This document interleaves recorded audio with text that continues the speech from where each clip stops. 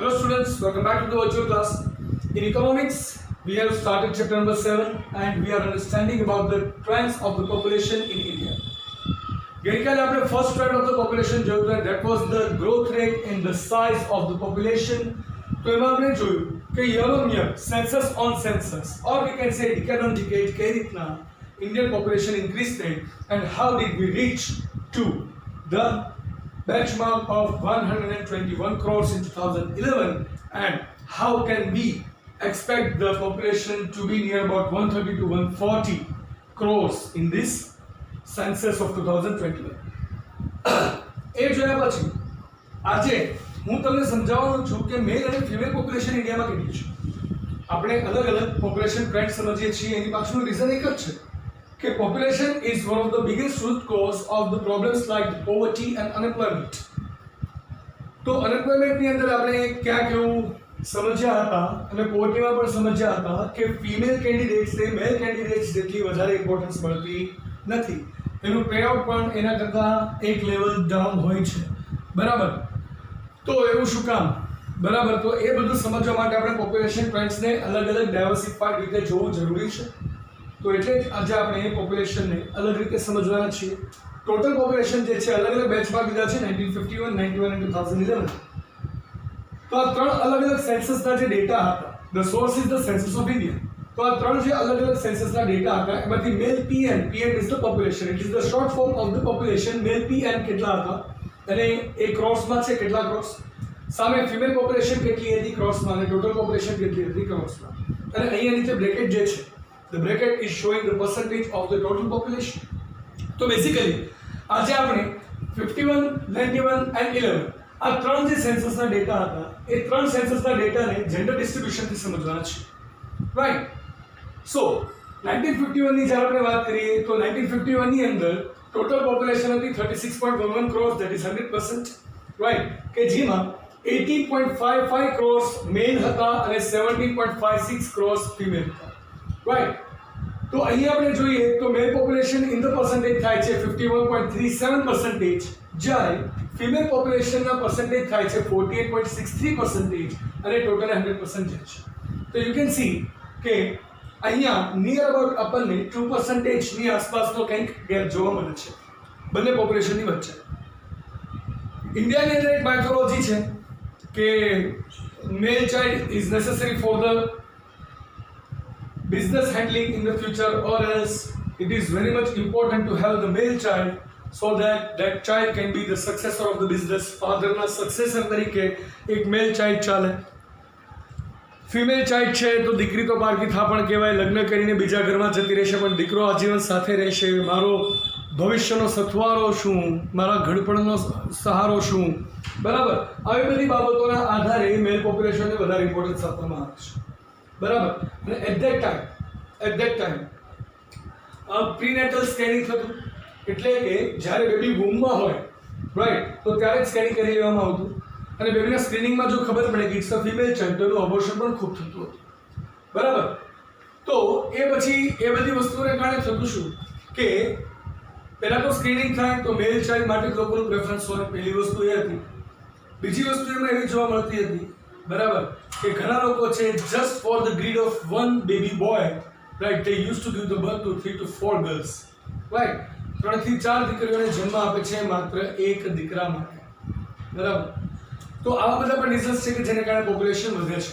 But importance was given to the male child mostly. તો male population તમને અહીંયા વધારે જોવા મળે છે 51.31%, જ્યારે ફિમેલ પોપ્યુલેશન હતી 48.63%. એ પછી એ જ વસ્તુ કન્ટિન્યુ રહી અને જ્યારે એ વસ્તુ કન્ટિન્યુ રહી તો 1991 એટલે કે right after the four census 1991 ની અંદર 84.63 crores આપણી ઇન્ડિયાની પોપ્યુલેશન હતી અને એ 100% પોપ્યુલેશનમાંથી જો ડિવાઈડ કરીએ તો 43.92 crores male population and 40.71 crores female population. પર્સન્ટેજમાં જોઈએ 51.90 એન્ડ ફિમેલ પોપ્યુલેશન છે 48.10, રાઈટ? તો અહીંયા તમે જુઓ છો કે આ બંનેની વચ્ચેનો જે ગેપ નાનો હતો એ મોટો થઈ ગયો છે. અહીંયા નિયર અબાઉટ 1 crore ગેપ હતો, ઠીક છે, પોપ્યુલેશન વધી છે એટલે ગેપ મોટો થઈ શકે, but over here near about 3 to 4 crores નો ગેપ આવે છે, between 3 to 4 crores. હવે આ એક જે ગેપ આવી ગયો 3 to 4 crores, બરાબર. તો એ ગેપની વચ્ચે અહીંયા તમે જુઓ તો પર્સન્ટેજ ગેપમાં 51.90 48.10, તો આ ગેપ પણ સમવેર 0.5% થી વધ્યો. એટલે ત્યાં સુધી ફિમેલ ચાઇલ્ડ છે, બરાબર, એને કોઈ ઇમ્પોર્ટન્સ આપવામાં આવતું નહોતું. Just the importance was given to the male child, that we can say from the data. 2011 સુધીમાં ગવર્મેન્ટ ટ્રાઈડ ઇટ બેસ્ટ કે દીકરો દીકરી એક સમાન, બરાબર, દીકરી પણ ઘણો સહારો બની શકે છે, સો એન્ડ સો. આવા બહુ બધા ઇનિશિયેટિવ્સ ગવર્મેન્ટે રન કર્યા. પ્રીનેટલ સ્કેનિંગ બંધ કર્યું, એની માટે એક્ટ આવ્યો કે જો બિફોર ધ બર્થ બેબીનું સ્ક્રીનિંગ થાય તો that's a punishable offence and that will be punished. And the doctor who does that, the doctor can get the punishment up to the cancellation of his doctorate license too. So, in that case, 2011 માં minor change જોવામાં આવ્યો પોપ્યુલેશનના ગેપમાં. 62.37 crores male population હતી, એની સામે 58.65 crores female population, and that is how we reached up to 121.02 crores. બરાબર. હવે આ જે 100% population છે એને ડિવાઈડ કરીએ તો 51.54% હતી મેલ પોપ્યુલેશન, જ્યારે 48.46% પોપ્યુલેશન હતી ફિમેલમાં, રાઈટ, કે જે 1991 કરતા ડેટા સારો છે, પણ 1951 ની સામે ડેટા હજી પણ ઓછો છે. ઇકોનોમી બેલેન્સ ત્યારે થઈ શકે કે જ્યારે મેલ અને ફિમેલ બંને population near about same by હોય. કદાચ હાફ ઓફ ધ પર્સન્ટેજનો ગેપ હોય તો there is no issue with that, but the gap of more than 2 to 3% can lead to the problems like the poverty and unemployment. તો અહીંયા તમને એક question આવશે કે આ ગેપ જેમ મોટો થાય પોવર્ટી અને અનએમ્પ્લોયમેન્ટ શું કામ વધારે? તો એનો એક બેઝિક મિનિંગ કહું. સૌથી પહેલાં તો ઇન્ડિયાની અંદર ગર્લ ચાઇલ્ડ હોય, બરાબર. હવેનો ટ્રેન્ડ આખો અલગ છે. નાઉઅડેઝ એવરીથિંગ ઇઝ ચેન્જ, બરાબર. ખૂબ જ સારી રીતે લોકો પોતાની ડોટરને ભણાવે છે. તમે લોકો પણ ખૂબ સારી રીતે ભણી રહ્યા છો, રાઈટ. જેટલી પણ ડોટર્સ અત્યારે વિડીયો જોઈ રહી છે, તો તમારા ફાધર્સ જે છે, તો તમારા દરેકના જે ફાધર છે, all the parents are seeing the great dreams for all of you.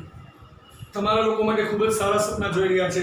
They are willing to make you the CA or the CS, right, કે એમબીએ કરો, આગળ વધો, કંપનીમાં જોબ કરો. You do your job, right. You just chase your dream. હવે અત્યારે એક એવો ટ્રેન્ડ આવ્યો છે કે જે પેરેન્ટ્સ છે થોડા મોડર્ન થયા છે અને એ લોકો આવા થોટ્સ ધરાવે છે. In the ancient India, the task of the female was just to, I'm speaking a bit bitter over here, right, થોડું કડવું બોલું છું, but that's the fact. In the ancient India, right, એને આપણું કલ્ચર કહો, બરાબર, તો એ સમજીએ, બરાબર, અથવા તો જે સમજવું એ સમજીએ, but the task of the female was just to maintain the house.